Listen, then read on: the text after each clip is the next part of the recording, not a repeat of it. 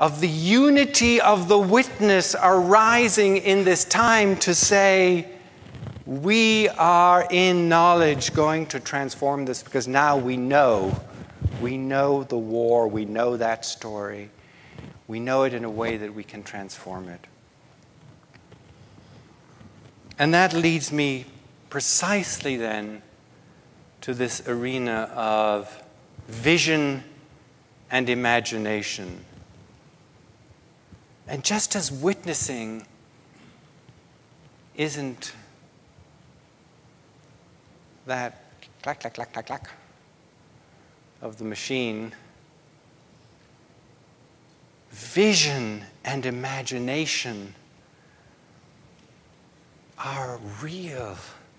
We're not talking about fantasy. You know, fantasy, just to clarify it, is sort of like the little hamster wheel. It says, I want to take a little spin on that. I think I'll do the spin again. That's great. I'll spin some more. You know, while this guy is talking to me, I have my little back room, and I go, I want to do a little of that. It's repetitive. It's not creative. It's not fecund. It's not alive even. It's dead stuff just repeating. Einstein, what a brilliant mind. He says, knowledge is limited. Einstein, knowledge is limited. What encircles our planet is imagination. Please be with me. Imagination as a substance. Imagination, as we heard Andrew last night, as a fire. You know, when they talked in the gospel of the tongues of the flames of fire entering the apostles, the imaginative force, the power of liberated imagination entering as flames into the hearts and souls. You have to feel imagination as a substance in your body. It's something that quickens, that makes you more alive, that you feel every atom of your being is being engaged. I imagine that the future of schools and education is going to be transformed. Come with me into the classroom of the future, of the once and former future, whatever that expression is. What is that expression? The once and future, right. Teacher, I'm teacher today. Okay, class? We need to set the field today before we can begin our work. Can you participate with me, please? Now, how do we set the field together? Of course, love. We have to create the energy of love. So please, class, would you all start to breathe into your hearts now? Please? I can see some of you at the back there are not doing this practice. Please. Breathe into your heart, please. And place in your heart one person you love. You, I'm asking you to. Breathe into your heart, please. Place there one person you love.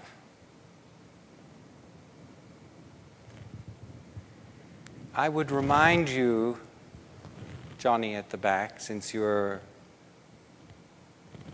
interested in science, that when we do this, we change the electromagnetic flow of the body. We change the biochemistry of the body. We create the lovers, the pleasure seekers, the hormones of love. When we place one person in our heart, I can feel it now. Can you feel it? It's like when you attune, when you get into that sensorial state, you can start to feel it again. You can feel again the presence of love and its power to create a field of meaning. That is where the class begins. Wow! Can you imagine with me? Don't take it out into the abstract, please. Imagine with those tongues of flame with me. Now there's still a few remnants from a former era over there. Susie and Peter. I know you're having fun with each other, but could you come over here, please? I want you to put your fingers in this biofeedback, and you'll see that it's going to give you an image of your heart space.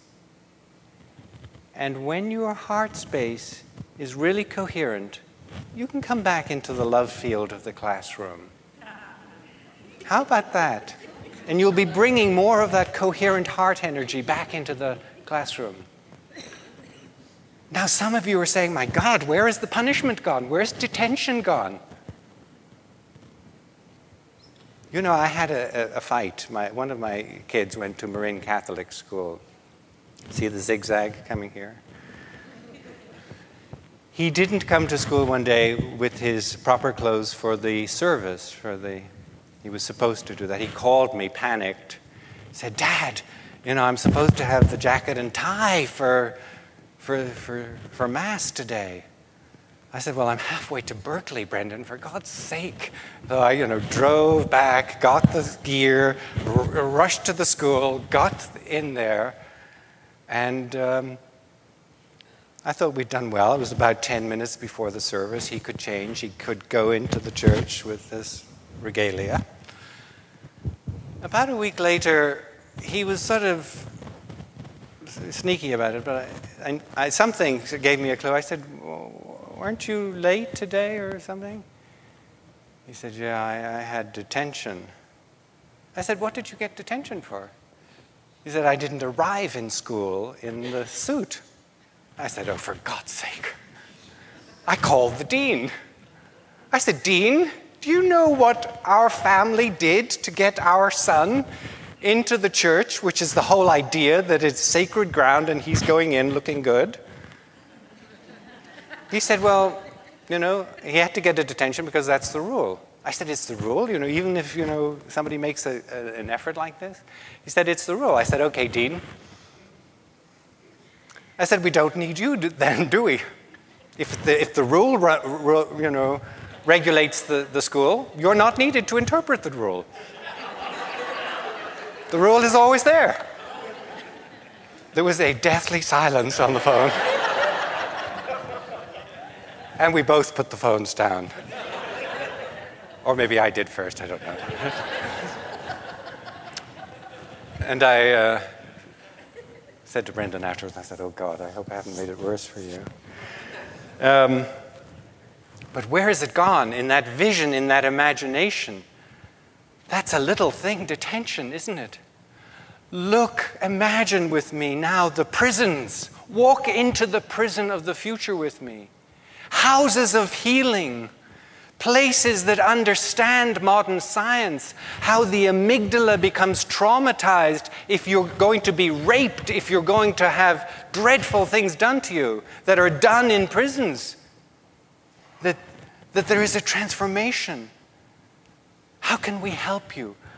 How can we restore the relationship between you and the other?